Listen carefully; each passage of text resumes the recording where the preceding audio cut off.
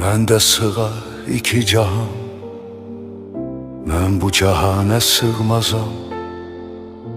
Gövhər ilə məkan mənəm, kövnü məkana sığmazam.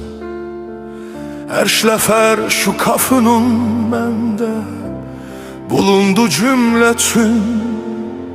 Kəs sözünü və əpsəm o, şərh-ü bəyana sığmazam. Kövnü məkandır ayətim, zati dürür bidayətim. Sən bu nişanla bil məni, bil ki nişana sığmazam. Kimsə gümanı zənn ilə olmadı, haqq ilə biliş. Haqqı bilən bilir ki mən zənn-ü gümana sığmazam. Surətə baxım mənini, surət içində tanı kim. Cismi ilə can mənəm, vəli cismi ilə cana sığmazam. Həm sədəfəm, həm inciyəm, həşr-u siratəsinciyəm. Bunca qumaşı rəxt ilə mən bu dükana sığmazam.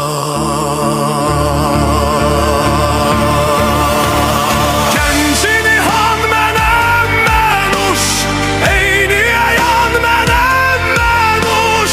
Gövhəri kan mənəm mənuş, bəhrə bu kana sığmazam.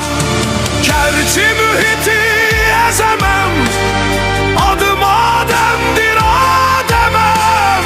Dar ilə külfəkan mənəm, mən bu məkana sığmazam. Can ilə həm cahan mənəm, dəhr ilə həm zaman mənəm. Gör bu lətifiyi ki mən dəhr-ü zəmana sığmazam. Əncum ilə fələk mənəm, vəh ilə həm mələk mənəm.